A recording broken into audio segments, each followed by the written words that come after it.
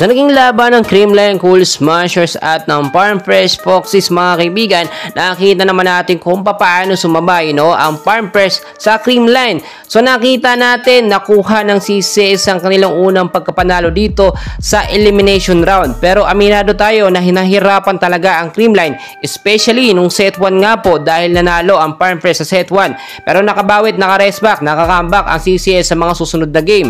Well, nakita natin first 5 lineup nga po ng Creamline Cool Smashers.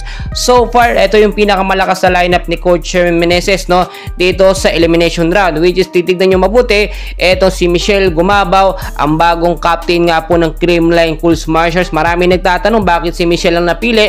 Alamin natin yun sa mga susunod na update. Kasama sa lineup ito si Kyle Negrito, Pangs Panaga, B. De Leon Pons at Erica Estonton, yung import po mga kaibigan. So eto na, sa set 1 nakita natin kung paano talaga sumabay dito ang kupunan po ng Farm Fresh sa Creamline. Though hindi nakapaglaro mga star player ng CCS, malakas pa rin ang Creamline mga kaibigan, which is nakita nyo, hindi naman talaga actually natatambakan ng Farm Fresh ang Creamline. Nakakasabay po ang CCS sa ganitong sistema na kahit wala po si Tots Carlos, si Gemma at si Alyssa Valdez. Though natalo sa set 1 ng Creamline sa score nga po na 24-26, biglang bawi naman po mga kaibigan pagdating ng set 2. Kaya crucial at intense po yung set 2 mga kaibigan, yung early, kalagitnaan hanggang sa matapos. Pero nakuha po ng CCS ang pagkapanalo sa score na 25-23, which is maganda. Nakuha nila yung momentum nila doon nga po sa set 2. Pagdating ng set 3 mga kaibigan, gumanda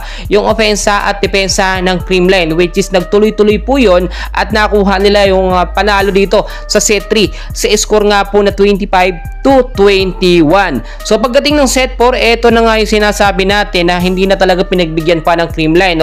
Talagang almost 10 points ang kalamangan ng CCS dito, kalagitnaan po ng set 4. At talagang wala nang nagawa dyan etong kupunan ng Farm Fresh Foxy. Ang Creamline po, habang tumatagal ang laban, mas gumagaling po sila. Ngayon po kasi nagagamit na ng CCS yung mga bench player nila na hindi po nakakapaglaro noon. Kapag lagi po kasi nung mga nakaraan, laging star player po ang mga nasa lineup. Yung mga bench player na magagaling, hindi po nagagamit.